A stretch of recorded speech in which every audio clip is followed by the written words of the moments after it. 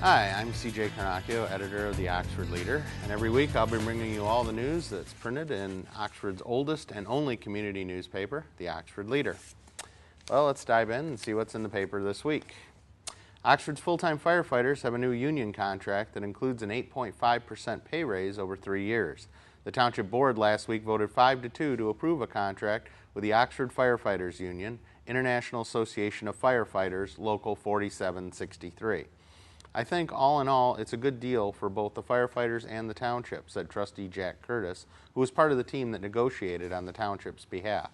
I think it's a fair and equitable contract based on what the Township Board has previously voted in for themselves in terms of pay and benefits, said Oakland County Commissioner Mike Spiz, who was also part of that team, along with Fire Chief Pete Schultz.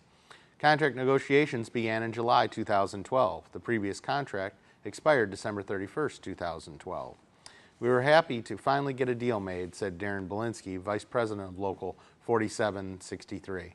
There was hard work on both sides. We're just happy to have it behind us. The new contract took effect May 7th and runs through December 31st, 2015. It applies to the department's 12 full-time employees, excluding the chief and administrative assistant. Oxford's Fire Union voted 9-0 to ratify the contract on May 2nd. 3 members did not vote because they were unable to attend the meeting. Under the contract, all full-time union employees will receive a 3.5% raise this year, a 3% increase next year, and a 2% pay hike in 2015. The raise was just in line with what the township has already offered the non-union employees, so we just followed suit, Belinsky explained. The township's 3 full-time elected officials and employees received a 3.5% raise in 2012 and a 3% in 2013. Oxford's full-time firefighters, on the other hand, received no pay raises from 2010 to 2012. Other changes to the union contract include increasing the firefighters' co-pays for prescription drugs, with the difference to be covered by a health reimbursement account. Both the fire department and township will each save $12,500 annually because of this change. Everybody has to be on the same program, Mike Spiz explained, so the township board and the township employees will also have to change to the same program. Full-time firefighters who choose not to take health insurance through the department will be paid 50% of the $7,835 annual premium that the township would have paid to cover a single person. This represents an increase from the 40% payment under the previous contract. What didn't change is the fact that full-time firefighters will continue to pay 5% of their health insurance premiums and do so for the next 3 years. They've been paying 5% since January 1st, 2012. Instead of being paid a $750 lump sum allowance for their uniforms every January, beginning next year, the fire department will provide a uniform bank allowance of $750 per union firefighter, and any unused portion of the annual allowance will be considered a savings for the department.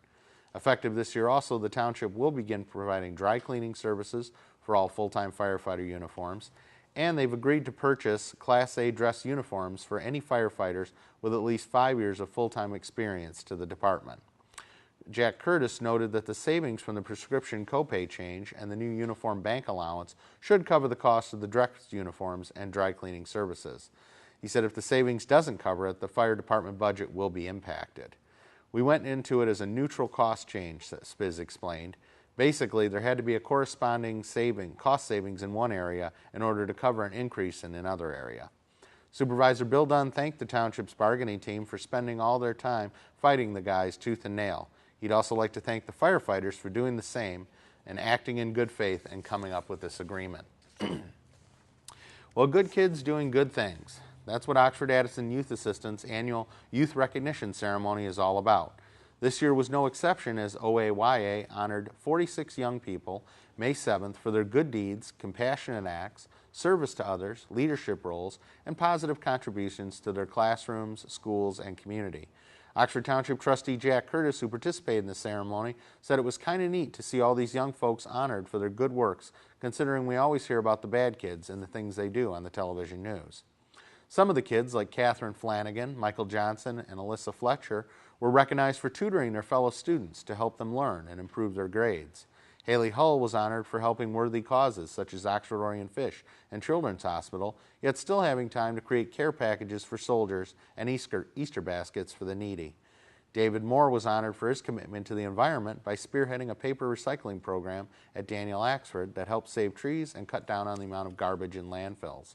In one case, an entire group was recognized for its outstanding efforts to aid local charity that provides shelter and care for homeless dogs until they can find loving homes. Junior Girl Scout Troop 13400 raised $682 for the Oxford-based Canine Stray Rescue League. On top of that, each of its 10 members donated 15 hours of time doing volunteer work at the local group's kennel, making blankets for the dogs, and sorting through bundles and bundles of newspaper.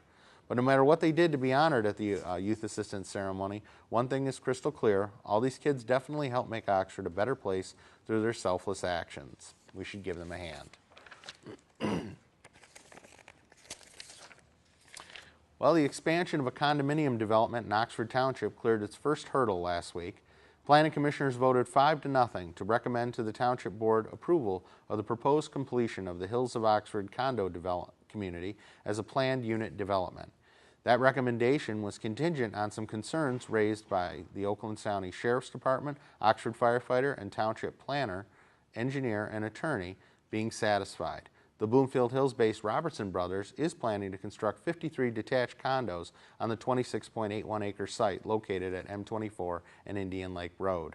Plans call for building 46 ranch units that are each 1,636 square feet in size, and 7 1.5-story units that are each 1,944 square feet each. Combined with the existing 58 attached units that are spread out amongst 5 multiple-family buildings, the Hills of Oxford would consist of 111 attached and detached condos should this proposed expansion be approved by the Township Board. That's much less than the 204 attached units the Township originally approved for the site back in December of 2003. Well, Oxford Township is ready to engage in some economic development, as the Board of Trustees last week voted 7-0 to approve a resolution that accepted joining Oakland County's One Stop Ready program. Launched in January 2012, the One Stop Ready program has a long-term goal of lowering barriers to businesses that want to locate in the county. It encourages communities to review their policies, compare best practices, and work hand in hand to make business development easier. Trustee Jack Curtis said the program basically helps take away the roadblocks for development.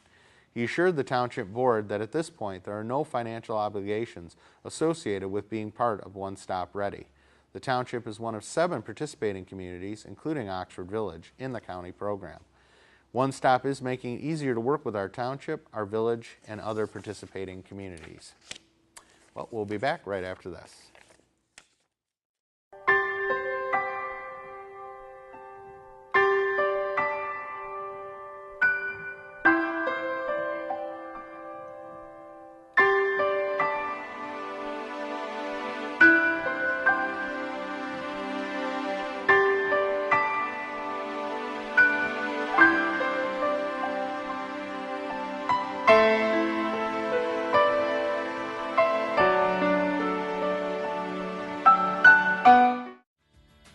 Welcome back. We have no way of getting out of it. This is just a formality. That's how Oxford Township Supervisor Bill Dunn summed up the municipality's May 8th approval of a contract with Oakland County through its Water Resources Commissioner.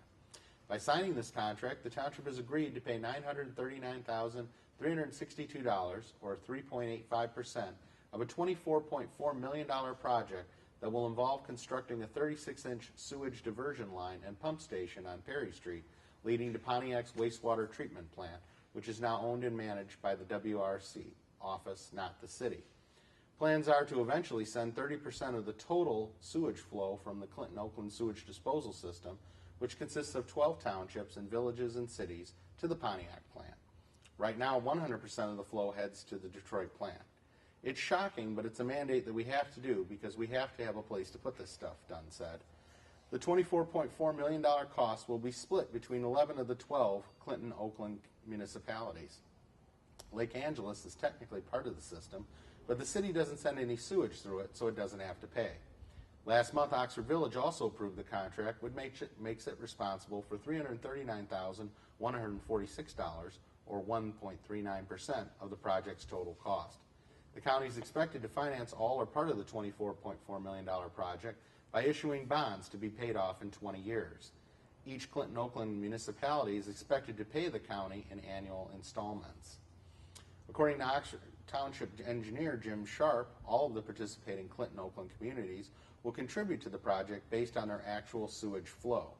That's fair, he said. We call it the pay-as-you-flow. You're only going to have to pay for the amount of sewer that you use. In reality, the only Clinton-Oakland communities that will actually have their sewage flow to Pontiac are Waterford, West Bloomfield, and Independence Townships, along with a little bit of Auburn Hills. 11 of the 12 Clinton-Oakland communities will be required to contribute to this project because projections show it's more cost-effective in the long run to send 30% of the sewage to Pontiac as opposed to Detroit. It's estimated doing this will save the Clinton-Oakland system about $20 million over a 20-year period, according to the Water Resources Commission Office Chief Engineer Tim Prince. But the Perry Street Diversion Project doesn't just save money for the Clinton-Oakland system. According to Prince, it provides additional capacities for communities in the system. If we're sending 30% of the flow to Pontiac, he said, then that provides an additional 30% that we could send to Detroit.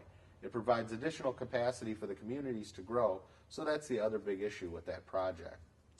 Because the full faith and credit of each Clinton-Oakland municipality is being pledged to pay their respective shares of this $24.4 million project, residents have the right to petition for a referendum on this contract with the county. A public notice regarding all this is featured in the Oxford Leader on page 30. In Oxford Township's case, in order to place this issue on the ballot, the petition must be signed by 10% of the registered voters within the township. The petition must be submitted to the township clerk within 45 days of the public notice's publication. Well, Norman J. Fredericks worked hard, played hard, and accomplished much during his time on this planet.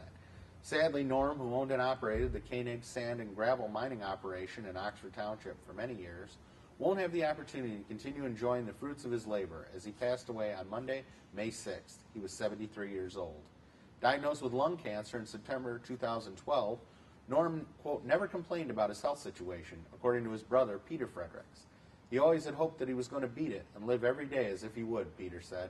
He fought to the very end and maintained his sense of humor. The Fredericks family has owned Koenig since the company's founding in 1870. Koenig's been mining in Oxford since 1924 and mining the 1,200-acre property it currently owns between Lakeville and Raid Roads since 1928. He worked his entire life at the company, said Peter, who is currently president of Koenig Sand and Gravel and one of its owners.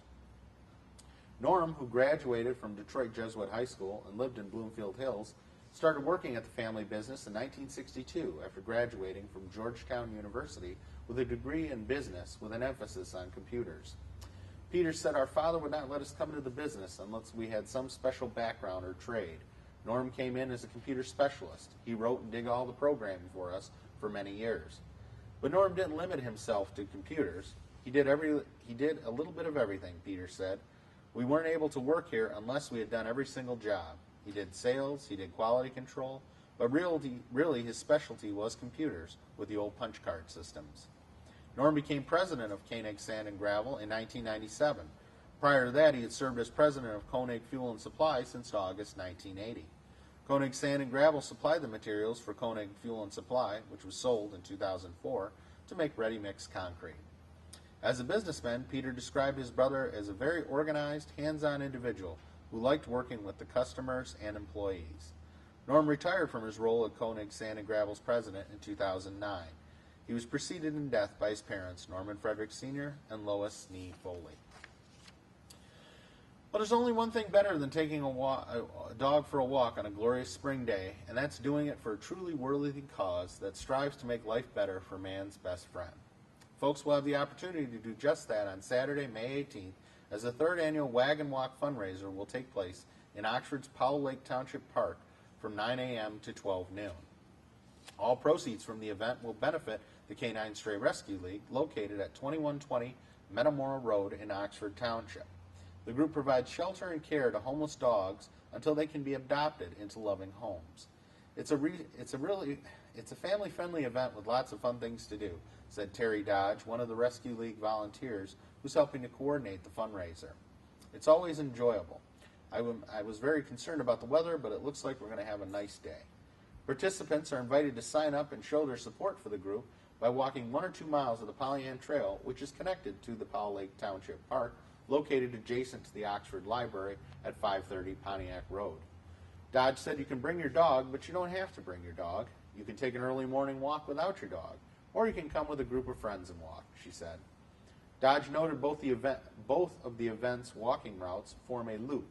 You start at the park and then you end up back at the park. Those who wish to register prior to the event are encouraged to do so by visiting www.dogsaver.org/K9SRL.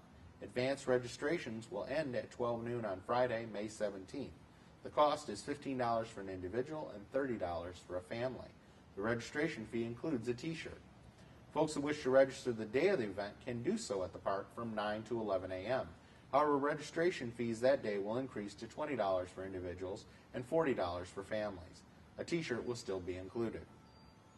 Dodge is hoping more people will sign up because as of Monday, May 13th, only 56 participants were scheduled to walk. We're encouraging walk-ins this year, she said, no pun intended. This is a major fundraising event for the Canine Stray Rescue League, which is staffed entirely by volunteers and runs solely on donations. It's very vital to our operations, Dodge explained. We'll continue with this story right after this.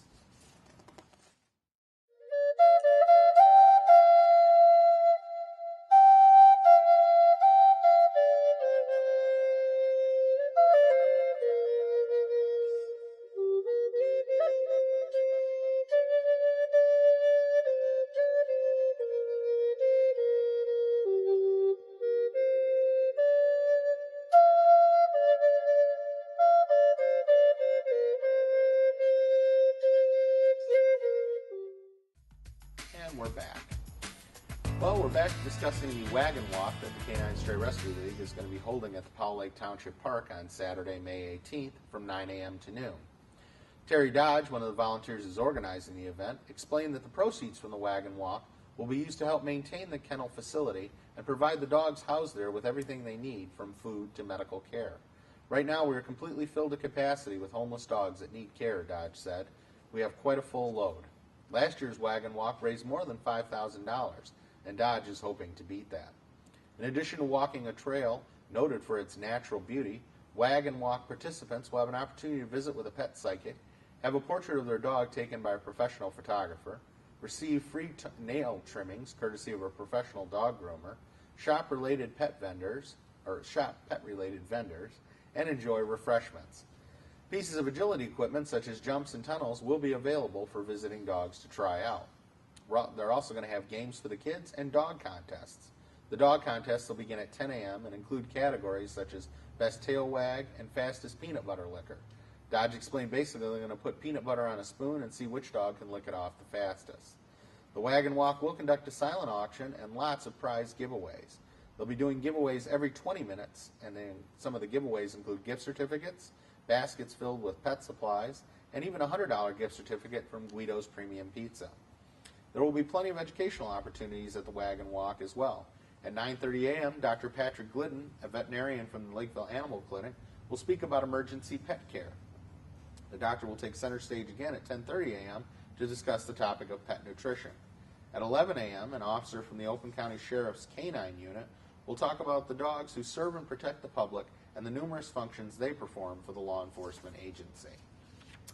Well, the Northeast Oakland Historical Society is hoping to transport folks back in time with a special guest speaker at its annual spring meeting set for 7 p.m. Tuesday, May 21st at the Oxford Public Library. Clinton Township resident Lynn Anderson, who's a charter member of the International Network of Somewhere in Time enthusiasts, will be speaking about the 1980 movie starring Christopher Reeve and Jane Seymour. The movie speaks to me, Anderson said. I was one of the few that did see it in the theater back in 1980. It only played for 3 weeks in theaters, so very few people saw it there. Since then, she's watched the movie, quote, hundreds of times. Filmed at the Grand Hotel on Mackinac Island during the summer of 1979, the romantic science fiction film tells the story of Richard Collier, portrayed by Reeve, a playwright who becomes infatuated with an old photograph of a young woman. Through self-hypnosis, he travels back in time to 1912, where he falls in love with a stage actress named Elise McKenna, played by Jane Seymour, who turns out to be the woman in the photograph. Anderson's May 21st presentation for the Historical Society meeting will consist of her sharing rare behind-the-scenes stories and anecdotes about the movie's cast and crew. She will also display her personal collection of props and memorabilia from the film. She said she has a replica of the music box that was shown in the movie, as well as a poster autographed by all the cast and crew. She also has a prop that was hanging on the wall in Reeves' apartment during the movie, and she's got some rare behind-the-scenes photographs of the making of the film that she's going to be showing. The public is invited to attend Anderson's program. Admission is free and refreshments will be served. And finally this week, well, it's official, the Oxford Virtual Academy is moving into the Oxford Marketplace Shopping Center. The Oxford Board of Education approved a 3-year lease agreement for 176 and 178 South Washington Street at its May 8th meeting. According to Deputy Superintendent of Human Resources Nancy Letowski, the cost of the lease is $2,400 a month, plus a $1,128 triple net fee per month, which brings the total cost up to $3,528 per month. Triple net fees include a proportionate share of the property tax, insurance, and maintenance charges, Letowski explained. She noted that the space will be modified to create 2 classrooms, additional bathrooms, and office space. These changes are currently in the design phase. Letowski told the leader that the costs will be in the approximate range of $200,000 for all these changes, and they will be using existing furniture, so there won't be any additional costs for that. Well, that's all the news that fits in the Oxford Leader this week. Join us again next week. Thank you.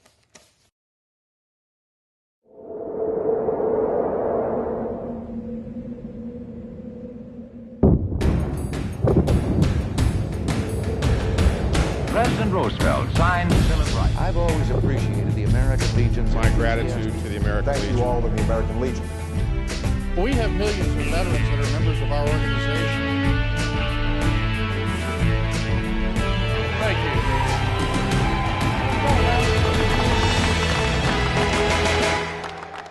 The American Legion. We serve America and its veterans. We pledge ourselves to our veterans, our youth, a strong national defense, and Americanism. These 4 pillars shape our work and what we do for America. There is power in our numbers. We're the largest organization of wartime veterans in the nation. We are 2.5 million members strong, men and women from every state in the nation and around the world. No other veterans organization wields this kind of power. We work relentlessly within our 4 pillars of service, and we succeed. The American Legion takes care of our fellow veterans and their families. We maintain close ties with Congress and the leaders in Washington, D.C. They respect us. They listen to us. We sponsor research and press for medical care and benefits for all veterans and active duty service members, whether they are members of the American Legion or not. President Roosevelt signs G.I. Joe's Bill of Rights. You've heard of the GI Bill of Rights, one of the most important pieces of social legislation of the 20th century. It was written and passed largely through the efforts of the American Legion. We were instrumental in the formation of what is now the Department of Veterans Affairs to make sure our veterans get the care and benefits they are promised and deserve. The young people of our nation are our future. They benefit from exceptional programs and generous scholarships that only the American Legion offers. We provide athletic programs like American Legion Junior Shooting Sports, Legion Baseball, and educational and civics programs like the Oratorical Scholarship Contest and Boys State and Boys Nation.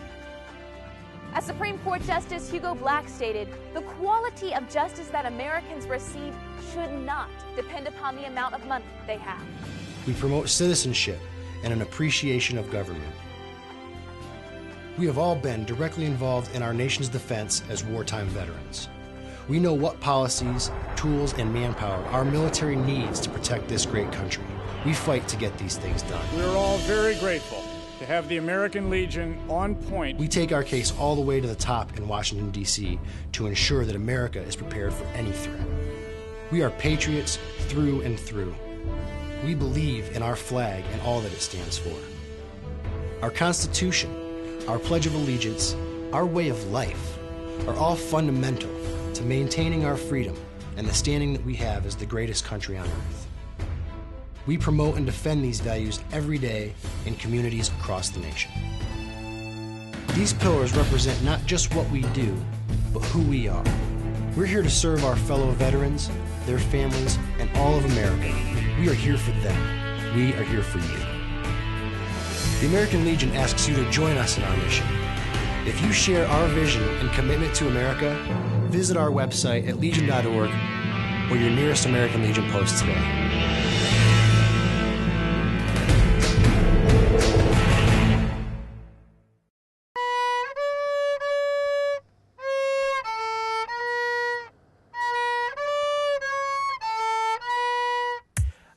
I'm program director. Production supervisor. Producer, editor. All right, Mr. Tweedle, are you ready? I'm an editor at Oxford Community Television. I am the station manager. What? We're rolling. I'm proud to be a producer here at Oxford Community Television. Action. What do you do at OCTV? I do science in the news and auto talk. Politicians! I'm sorry, I didn't say the right things. What do I do? I'm a jack of all trades. Actually, I almost got to play a dead body. You made more money if you played a dead body. I love working here. I graduated from Bell and Howell. I went to school for it. Team player here. Hi, Kelly. Dave. I bring all the shows that you watch together. In the business for 40 years. I've been a production manager, I've been a program manager, I've been a general manager. A, B, C, D, E, F, G. Wham! Wham! I'm a big part of the Addison Living Show. OCTV has some of the most imaginative people working here. You can take a story and turn it into something visual. I'm constantly an individual who wants to learn things. I do this because we are your voice. Oh, I love to do music stuff here with OCTV. I love enthusiasm. I love people who enjoy their job. He can do that. Anything about broadcasting, I just really loved it. We want you. I am. I am. I am. I am. I am. I am. I am. I am OCTV. I am OCTV. I am OCTV. I am OCTV. I am OCTV. I am OCTV. I am OCTV.